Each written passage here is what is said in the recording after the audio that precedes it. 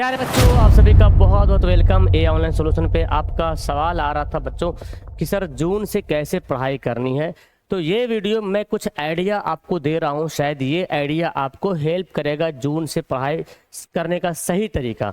अब तक आपने जो कुछ पढ़ा है उसको रखते हुए, उसको देखते हुए जून से अब कैसे पढ़ाई करना पूरा रोड मैप बताने वाला हूँ कि आपको क्या पढ़ना चाहिए, कितना पढ़ना है, कैसे पढ़ना है, क्या आपका सिलेबस होना चाहिए, कितना पढ़ना चाहिए, किस समय क्या पढ़ना चाहिए। इस सारी बातें हम इस वीडियो में पढ़ेंगे। तो अगर आप अभी तक पढ़ना शुरू नहीं किए हैं और आप मैट्रिक में हैं, आप 2027 में मैट्रिक एग्जाम देने वाले हैं, तो भाई मैं तो बोलूँगा ये वीडियो पूरी तरीके से आप लोग देखिए। ये वीडियो आपके लिए ही है। खास तौर से मैंने यहाँ पे लिख रखा है कुछ पॉइंट, हम यहाँ पे ऑलरेडी लिख के लाए हैं ताकि मैं केवल बताता चलो जाऊं कि जून से कैसे पढ़ना है। और अगर अभी भी आप जून से पढ़ेंगे तो 90% आने का 100% चांस है कि आप जून से कैसे पढ़ें। अब 90% अच्छा खासा मार्क्स होता है, इसको जितना आगे भी लेके जा सकते हैं आप, 90, 95%, 100%, है ना, जो आपके अंदर एबिलिटी के अनुसार। तो जून से पढ़ना क्या है, क्या स्ट्रेटजी होना चाहिए। छोटी सी वीडियो है, समझिए ध्यान से। देखिए सबसे पहली बात समझिए भाई, जो टॉपर स्टूडेंट होते हैं ना, और जो जो टॉपर स्टूडेंट होते हैं या जो जो जो टॉपर स्टूडेंट नहीं होते, यानी कि नोट टॉपर मैं लिखता हूँ, नोट टॉपर ऐसे लिखता हूँ।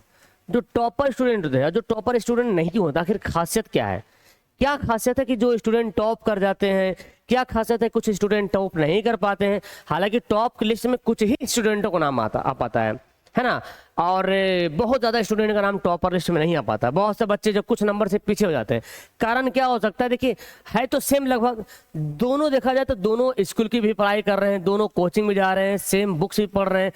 अब भाई यहाँ पे क्या है, कंसिस्टेंसी सबसे बड़ी बात है। क्या डिफरेंस कहाँ पे होता है, यहाँ पे टॉपर स्टूडेंट भी स्कूल जा रहे हैं और जो टॉपर नहीं करते वो भी स्कूल जा रहे हैं, कोचिंग पढ़ रहे हैं वो भी कोचिंग पढ़ रहे हैं, या कोई ऑनलाइन क्लास पढ़ रहे हैं, सेम बुक्स दोनों के पास है। अब आगे की बात समझिए, जो टॉपर स्टूडेंट होते हैं वो जितना देर पढ़ते हैं, 2 घंटा, 3 घंटा, 4 घंटा, 6 घंटा, जितना देर पढ़ते हैं उसमें कंसिस्टेंसी होता है, मतलब एकाग्रता होता है, पूरा ध्यान से पढ़ते हैं। लेकिन जो टॉप नहीं करते हैं उसमें यही गड़बड़ है, वो कंसिस्टेंसी नहीं है।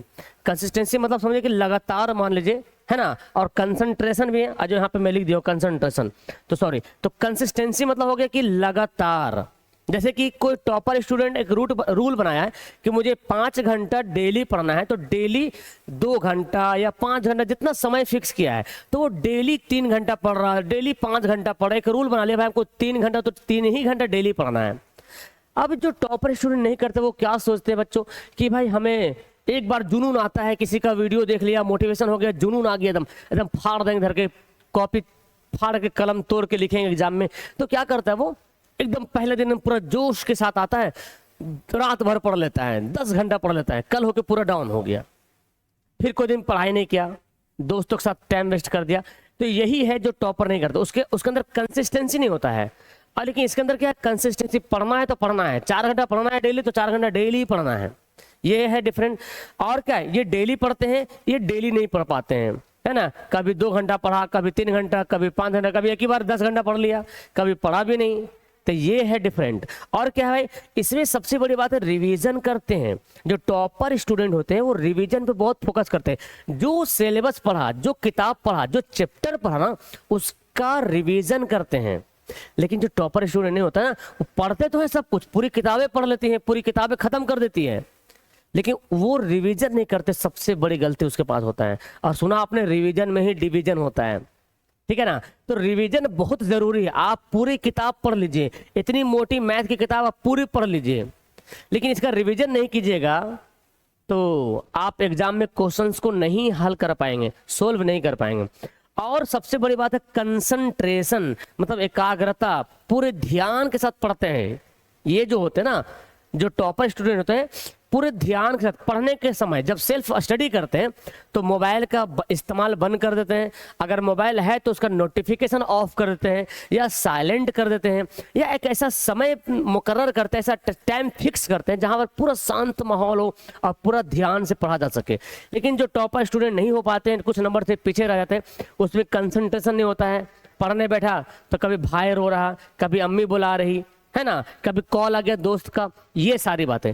तो ये बच्चे जो होते हैं जो टॉपर नहीं कर पाते, वो दोस्तों में टाइम स्पेंड ज़्यादा कर पाते हैं, ये अपना सेल्फ स्टडी भरपूर तरीके से कर पाते हैं। ये तो पहला डिफरेंस आपको समझ में आ गया कि टॉपर और जो टॉप नहीं करते हैं उन दोनों में क्या डिफरेंट है। अच्छा, अब आइए, तो अगर आपको टॉपर स्टूडेंट बनना है तो ये तो तीनों सब कर रहे हैं, ये भी करना शुरू कर दीजिए आप लोग, है ना। कंसिस्टेंसी बनाइए, लगातार अगर 3 घंटा पढ़ना है तो 3 घंटा रोज पढ़िए, 4 घंटा या 5 घंटा तो 5 घंटा रोज पढ़िए। और जब पढ़िए ना तो पूरा ध्यान के साथ पढ़िए, एकदम पूरा अपना पूरा फोकस डाल दीजिए वहां पे, ठीक है। और डेली लेकिन पढ़िए, है ना, जब पढ़ना तो डेली पढ़िए। और क्या मैं लिखा था कि रिवीजन भाई बहुत, जो पढ़िए, जो आज जो आपने दिन में पढ़ा रात में रिवीजन कर लो, या तो सप्ताह में उसको बनाओ रिवीजन करने का रूटीन, जो भी हो। अच्छा, अब भाई सिलेबस से डिवाइड पहले कर लो अगर आपको पढ़ना है। देखिए तो अब से कैसे पढ़ना है, अब आपको ये सारा काम तो मैं बता दिया हूं जैसे पढ़ना है। अब जून से कैसे पढ़ना है, तो सबसे पहली बात देखो, डिवाइड करो सिलेबस को। सिलेबस को डिवाइड करने का मतलब ये हुआ ना, देखो जून और अगस्त में अपना सिलेबस कंप्लीट कर लो। जून से लेकर अगस्त में, जून जुलाई अगस्त, कोई बैच में ज्वाइन हो जाओ, जैसे हमारा बैच चल रहा, इसमें ज्वाइन हो जाओ। जो भी क्लासें पढ़ ली वो आपको ज्वाइन कर लेना है। तो अगस्त सितंबर में आपको जो है बैच को क्या करना है, खत्म कर देना है, पूरा सिलेबस को पढ़ लेना है। और सितंबर से नवंबर के बीच आपको क्वेश्चन पेपर प्रैक्टिस करना है, क्वेश्चन प्रैक्टिस करना है, मॉडल पेपर, क्वेश्चन बैंक, ये सारा कुछ आपको बनाना है। और दिसंबर फरवरी के जब समय आएगा तो उस समय क्या करेंगे, रिवीजन करेंगे, क्वेश्चन बैंक करेंगे।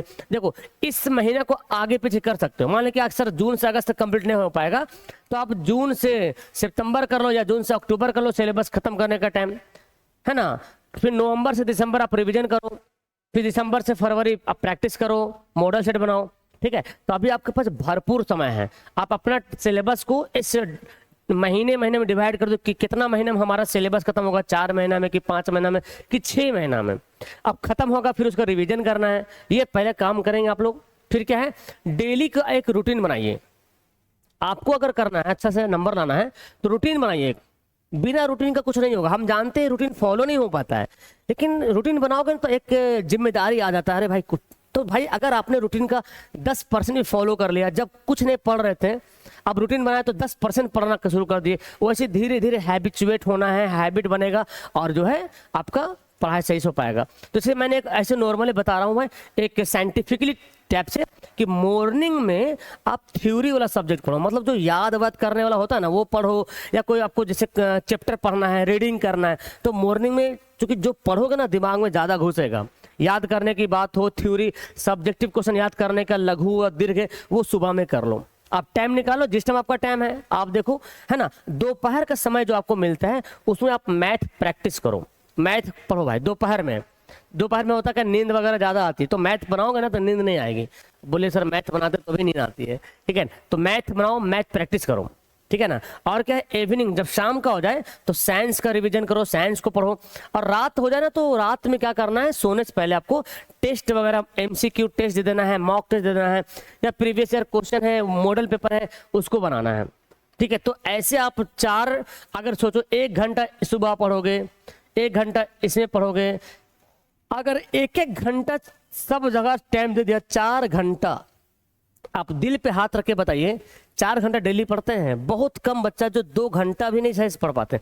और 4 घंटा जब पढ़ना है तो पूरा डेडिकेशन, सबसे बड़ी बात है डेडिकेशन, पूरा ध्यान से, पूरा फोकस के साथ, है ना, ये आपको करना होगा। उसके बाद क्या मैंने कहा, शॉर्ट नोट से बनाइए। जब आप पढ़ते हैं ना, जब आप पढ़ते हैं, रीडिंग करते हैं, तो जो इंपॉर्टेंट होता है ना, जैसे कि साइंस पढ़ रहे हैं तो साइंस का डेफिनेशन वगैरह जो है कॉपी में लिखिए, उसको एक शॉर्ट नोट से बन जाएगा चैप्टर वाइज, है ना। अगर आप सोशल साइंस पढ़ रहे हैं तो डेट वगैरह भी आप नोट कीजिए, क्योंकि डेट वगैरह बहुत ज़्यादा इंपॉर्टेंट होता है। और अगर मैथ पढ़ते हैं तो मैथ का फॉर्मूला, ये सब जो शॉर्ट नोट से बनाइए, छोटा सा पन्नम बनाइए, 60 दीजिए, जहाँ पे बैठते हैं पढ़ने के लिए वहाँ पे 60 दीजिए, या कॉपी में लिखिए। तो साइंस का, सोशल का, मैथ का शॉर्ट नोट से बनाना है, ताकि एग्जाम के टाइम ना शॉर्ट नोट से बहुत ज़्यादा काम आता है। और ज़्यादातर एग्जाम में शॉर्ट नोट से सवाल पूछता है, डेफिनेशन ज़्यादा पूछता है। मैथ का फॉर्मूला याद रहेगा तो आपका मैथ का क्वेश्चन बन पाएगा। हिस्ट्री, सोशल साइंस को अच्छा से अगर करना है तो ज़्यादा प्रॉब्लम सोशल साइंस में डेट वाला प्रॉब्लम होता है। इतना सारा डेट है, कब कौन क्या हुआ, कब कौन आंदोलन हुआ, ये सब आपको याद रखना है, तो आपको एक शॉर्ट नोट से बनाना पड़ेगा। और क्या है, अब देखिए गलतियां करते क्या, देखिए गलती क्या करते बच्चे, सिर्फ वीडियो देख लेते हैं। अगर आप ऑनलाइन क्लास पढ़ते हैं, जो बच्चे बैच में जुड़े हैं संघर्ष बैच में, तो वो बच्चे भी गलती क्या करते हैं, केवल वीडियो देख लेते हैं, कुछ फिर बाद में पढ़ते नहीं। वीडियो देखने के बाद उसको रिवीजन करना है, उसको लिखना है कॉपी में, लिख करके कॉपी में जो लिखा उसको पढ़ना है दोबारा, ये बच्चे नहीं कर पाते हैं। तो ये पहली गलती है। मोबाइल का एडिक्शन जो होते हैं उसको खत्म करना पड़ेगा। मोबाइल को बहुत कम, मैं मानता हूं अभी के दौर में मोबाइल सबसे ज्यादा मतलब परेशान कर दिया बच्चों को। आप अगर रील्स में घुस जाते हैं तो कंटिन्यू रील्स जो है आप स्क्रॉल करते रहते हैं, करते करते कब आपका 2 घंटा 3 घंटा निकल जाता है पता नहीं चलता। फिर बाद में आपको अफसोस होता है, यार काश हम 2 घंटा अच्छा से पढ़ लिया होते, है ना, ऐसे सोचते हैं। तो जो आपका इंस्टाग्राम है, जो आप तो भाई यूट्यूब भी कैसे डिलीट कीजिएगा, यूट्यूब तो मोबाइल में जरूरी पढ़ना भी है उसे, तो यूट्यूब में भी रील्स है। फेसबुक देखते हैं, कोई भी ऐप एप्लीकेशन देखते हैं जहाँ पे रील्स वगैरह है, यानी कि आपको थोड़ा सा सोशल मीडिया से दूर होना पड़ेगा, थोड़ा सा मोबाइल का वही इस्तेमाल करना पड़ेगा जब पढ़ने के दौर है, पढ़ने का समय तभी मोबाइल इस्तेमाल कीजिए। अगर आपको टॉपर बनना है तो, टॉपर नहीं बना तो फिर मोबाइल का भी इस्तेमाल करते रहो। तो टॉपर बनना है तो मोबाइल का तब इस्तेमाल करना है जब क्लास करना हो आपको, तब मोबाइल का इस्तेमाल करना है। अगर रील्स भी चला रहे हैं तो 5 मिनट चलाइए, 10 मिनट चलाइए, फिर बंद कीजिए, लेकिन उतना भाई पहले कैपेसिटी होना चाहिए।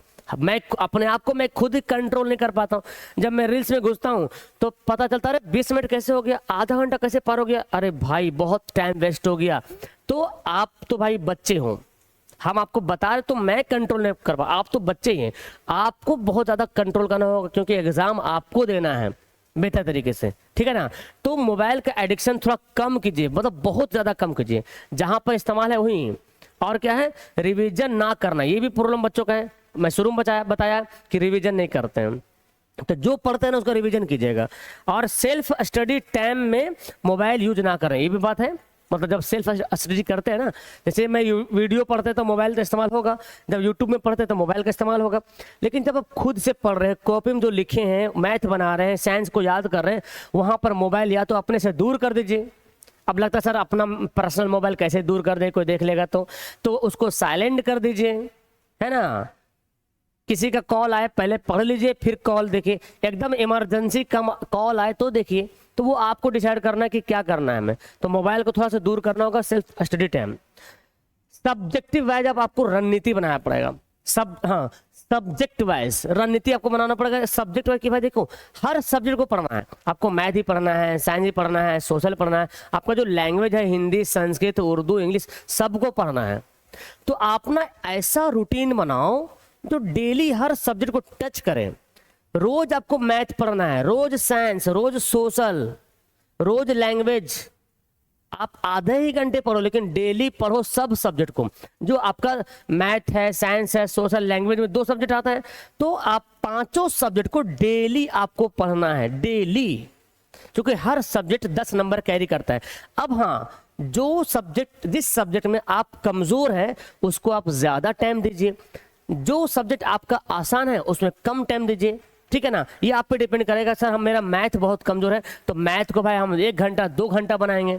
साइंस मेरा आसान है सर तो चलो 1 ही घंटा पढ़ लेंगे, सोशल 1 ही घंटा पढ़ लेंगे। अब लैंग्वेज है तो कोई अगर 1 घंटा ही पढ़ लिया तो देखिए कितना हो गया, 5 घंटा हो गया। मैं एकदम लिख के दे रहा हूं, कोई बच्चा अगर डेली कंटिन्यू कंसिस्टेंसी के साथ और कंसंट्रेशन के साथ अगर डेली 5 घंटा पढ़ लेता है तो लिख के ले लीजिए 90% से प्लस, मतलब टॉप का जो लिस्ट आता है ना, टॉपर जो लिस्ट आता है उसमें 100% आना है, एकदम लिख लीजिए, ठीक है ना। तो आपको डेली करना होगा क्योंकि हर सब्जेक्ट 100 नंबर के लिए है। अब देखो मोटिवेटेड भी होना जरूरी है आपके अंदर। भाई कभी देखते हो पढ़ते पढ़ते डिमोटिवेट हो जाते हैं सर कि मजा नहीं आ रहा ना, आप लोग का सवाल आता है सर मजा नहीं आ रहा पढ़ने में, क्या करें सर, मन नहीं लग रहा पढ़ने में। देखो मन लगने का तरीका क्या है, सबसे पहली बात आपके पास एम होना चाहिए। आपका एम होना चाहिए कि हमारा खानदान गरीबी में गुजर रहा है, हमसे अब जो है ना हम इतना क्रांति लाएंगे कि मेरे बाद गरीबी नहीं आएगा। मैं इतना काम करूंगा, इतना पढ़ूंगा, इतना कमाऊंगा कि गरीबी का नाम मिटा देंगे। ये सोच होना चाहिए, ठीक है ना। अब तक जो आपके एरिया में, आपके गांव में, आपके मोहल्ले में, आपके डिस्ट्रिक्ट में जो कोई नहीं कर पाए वो आपको करना है, ठीक है। तो इसके एक ही है उपाय स्टूडेंट के लाइफ में कि भाई बेहतर पढ़ाई करना है। तो मोटिवेशन कैसे आएगा, पहले आपके अंदर एम होना चाहिए। आप पहले सेट करो लक्ष्य कि हमें कुछ करना है भाई, हमें गरीबी में ज़िंदगी नहीं गुजारना है, हमें भी पैसा कमाना है, हमें भी अच्छा पढ़ना है, हमें भी डॉक्टर बनना है, इंजीनियर बनना है, जो भी ये काम पढ़ रहे हैं कर रहे हैं, अच्छा से पढ़ाई करना है, ठीक है ना। और आप देखो अभी मैट्रिक तक तो आपको माँ बाप का पैसा खर्चा हो रहा है, इतना पढ़ाई करो ना कि भाई टॉपर लिस्ट में आ जाओ, ताकि 11-12 में माँ बाप का 1 रुपया नहीं खर्चा हो, वो सरकार तुमको पढ़ाएगी कराएगी, बिहार सरकार, ठीक है ना। तो भाई ये कम है क्या? वहाँ तुम पढ़ोगे तो अच्छा परफॉर्मेंस होगा तुम्हारा, अच्छे टीचर रहेंगे और तुम्हारा फ्यूचर भी ब्राइट होगा वहाँ से। तो ये आपको एम बनाना पड़ेगा। दूसरी बात क्या, कुछ महान जो महापुरुष रहे हैं ना, उसका स्टेटमेंट वगैरह, उसका कोट्स हो, उसका शायरी वगैरह भी लिख के रखा करो, है ना। जैसे अबुल कलाम, मौलाना एपीजे अब्दुल कलाम आज़ाद, गांधी जी, विवेकानंद, ये सब जो बड़े बड़े जो महापुरुष हैं, भीमराव अंबेडकर साहब, उन सभी का जो है ना, जो मोटिवेशनल जो कोट्स होता है, शायरी होता है ना, कुछ ऐसी बातें जो लिख के रखा करो दीवार पे, थोड़ा उससे पढ़ने भी मोटिवेशन मिलता है, ठीक है ना। और क्या भाई, अब देखो, अब भाई अगर इसको पढ़ना है, इसको कंप्लीट करना है, तो मैंने आपके लिए बताया कि मैंने आपके लिए भाई हाँ कंसंट्रेशन पढ़ाई चाहिए, और वो भी ऑनलाइन। तो ऑनलाइन कंसंट्रेशन हो पाएगा ए ऑनलाइन सॉल्यूशन ऐप पे, क्योंकि YouTube पे तो पढ़ाई है, सब कुछ है, लेकिन वो YouTube पे कंसंट्रेशन नहीं है। आप एक वीडियो ओपन करते ना तो 3 बार ऐड आता है, कितना परेशान होता है, हम तो खुद परेशान हो जाते हैं, लगता है हम क्या करें, है ना, तो परेशान हो जाते हैं। सोचिए बच्चा लोग कितना परेशान होता है, पढ़ने के बीच में ऐड आ गया तो लय टूट जाता है, पढ़ने का जो लय होता है ना, धारा खत्म हो जाता है। तो पढ़ना तो है, यूट्यूब में रिवीजन करना है जब क्लास होगी तो, लेकिन आपको जो बेसिक स्टडी, जो मेन स्टडी करना है वो ऐप पे करना है। और हमने आपके क्लास 10th के लिए संघर्ष बैच लाया है, जो कि 599 में ये संघर्ष बैच आपको 1 टाइम, एक बार लगेगा, पूरे एग्जाम तक आपको पूरा पढ़ाया जाएगा, साथ में आपको क्रैश कोर्स भी फ्री में मिलेगा। अगर इस वीडियो से आप हमारे बैच को ज्वाइन करते हो तो मैं आपको 50 रुपये का डिस्काउंट, चूंकि मेरा बैच का पहले से दाम बहुत कम है, बहुत सारे लोगों का दाम, बैच का दाम हज़ार रुपया है, मेरा बैच का दाम पहले से बहुत कम है, इसलिए मैं 50 रुपये डिस्काउंट करूंगा। इस बैच के, इस वीडियो के माध्यम से जो बच्चा हमारे बैच में जुड़ेगा तो कॉल करेगा इस नंबर पे कॉल करोगे और बताओगे जून 26, ये है कूपन कोड बताओगे जून 26, तो आपको 50 रुपये का डिस्काउंट कर दिया जाएगा, यानी कि 449 ना जी, 450 में मिल जाएगा ये बैच, 449 ना, 449 में ये बैच आपको मिल जाएगा, ठीक है। जो ये इस वीडियो से आएगा तो जो कूपन कोड बताएगा उसको मिलेगा डिस्काउंट, ठीक है ना। तो उम्मीद है कि आपको मैंने बता दिया है। तो देखो कंसंट्रेशन यहाँ पे हो पाएगा, यहाँ पे ऐड वैड का कोई झंझट नहीं है, जब वीडियो खोलिए तुरंत क्लास चालू हो जाता है, तो एक कंसंट्रेशन मिलता है। और 100% चांस है कि अगर आप बैच में ज्वाइन होकर पढ़ते हो तभी आपका 470 प्लस नंबर आ सकता है, ठीक है, 470 प्लस तभी नंबर आ सकता है।